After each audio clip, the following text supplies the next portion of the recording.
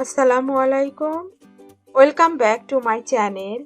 ঘরে বাজার না থাকলে হঠাৎ বাড়িতে অতিথি আসলে আমরা খুবই চিন্তায় পড়ে যাই যে কি রান্না করি। তখন চটজলদি মাত্র দুটো উপকরণ দিয়ে এই রেসিপিটা তৈরি করে নিতে পারেন। তাছাড়া ব্যাচেলারদের জন্য এটা একটা খুবই প্রয়োজনীয় রেসিপি। চলুন তাহলে রান্না শুরু করি। এই রান্নাটা করার জন্য এখানে আমি 1 কাপ পরিমাণ চাল নিয়েছি, সাথে নিয়েছি 1 কাপ পরিমাণ ডাল, আরও নিয়েছি 2টা ডিম।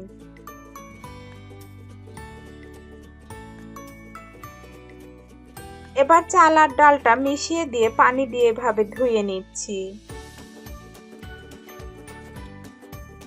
তারপর আমি পানি ঝরিয়ে নেব। রান্নার শুরুতে প্যানে তেল গরম দিয়ে দিয়েছি। এবার তেলে দিচ্ছি গরম মশলা, দারুচিনি 4 টুকরো, সাদা এলাচ 4-5 পিস, কয়েকটা লং আর গোলমরিচও দিয়ে দিচ্ছি। গরম মশলাগুলো একটু ভেজে নিচ্ছি। গরম মশলার খুব সুন্দর একটা ফ্লেভার এসেছে। এবার আমি কয়েকটা কাঁচামরিচ দিয়ে দিচ্ছি, সাথে একটু পেঁয়াজও দিয়ে দিচ্ছি। এভাবে ভালোভাবে সমস্ত উপকরণগুলো ভেজে নিতে হবে। খুব সুন্দর ফ্লেভারের জন্য সামান্য জিরাও দিয়ে দিচ্ছি।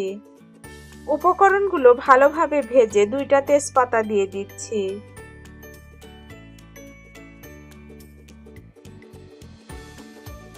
এবার দিয়ে দিব বাটা মশলা, 1 চা চামচ পরিমাণ আদা পেস্ট, 1 চা চামচ পরিমাণ জিরা পেস্ট আর 1 চা চামচ পরিমাণ রসুন পেস্টও দিয়ে দিচ্ছি।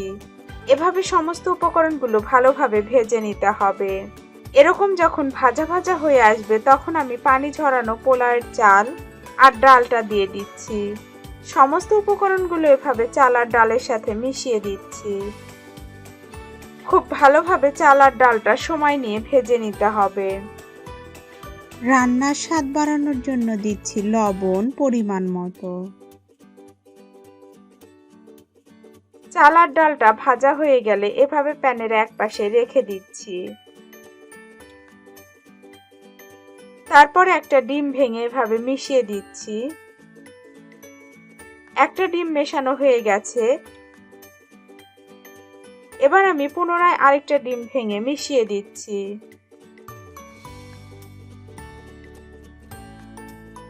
তারপর এভাবে চাল আর ডালের সাথে 2টো ডিম মিশিয়ে দিচ্ছি।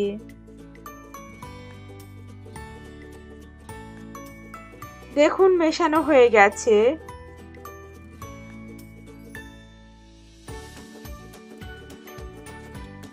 এবার চালে আমি পরিমাণ মতো ফুটনো গরম পানি দিয়ে দিচ্ছি। এই গরম পানিটা আপনারা আপনাদের চাল আর ডালের পরিমাণ অনুসারে দেবেন। পানিটা এভাবে সমস্ত উপকরণের সাথে মিশিয়ে দিচ্ছি। এবার আমি চাল আর ডালে পরিমাণ মতো লাল মরিচের গুঁড়াও দিয়ে দিচ্ছি। সাথে দিয়ে দিচ্ছি সামান্য একটু হলুদ গুঁড়া।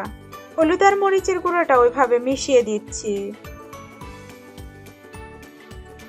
মনে হচ্ছে আমার আরেকটু পরিমাণ পানি লাগবে, তাই আমি একটু পানিও দিয়ে দিচ্ছি। তারপর এভাবে ঢেকে দিয়ে চাল ফুটে আসা পর্যন্ত রান্না করব। কিছু সময় পর আমি এভাবে একটু উপরের নিচের চালগুলো উল্টে দিচ্ছি। তারপর এভাবে ঢেকে দিয়ে চাল ফুটে আসা পর্যন্ত রান্না করব। খিচুড়িটা যখন প্রায় হয়ে আসবে তখন আমি একটু সরিষার তেল অ্যাড করছি। এতে খুব সুন্দর একটা ফ্লেভার আসবে। তেলটা মিশিয়ে দিয়ে ঢেকে দেব। এই পর্যায়ে চুলাটা একদম লো করে দিয়ে 2-3 মিনিট খিচুড়িটাকে দমে রাখবো। কিছু সময় দমে রাখার পর দেখুন খিচুড়িটা পারফেক্টলি তৈরি হয়ে গেছে। এবার আমি খিচুড়িটাকে সার্ভ করে দিচ্ছি। একটু ধনিয়ার পাতা ছড়িয়ে খিচুড়িটাকে পরিবেশন করুন। এই খিচুড়িটা খেতে সত্যি খুবই মজার। এটা আপনারা বাচ্চাদের টিফিনে তৈরি করে দিতে পারেন। রেসিপিটা ভালো লাগলে লাইক, কমেন্টস আর প্রচুর শেয়ার করবেন। আর আমার চ্যানেলের পাশে থাকার জন্য প্লিজ আমার চ্যানেলটিকে সাবস্ক্রাইব করবেন। সবাইকে অসংখ্য ধন্যবাদ আমাদের পাশে থাকার জন্য।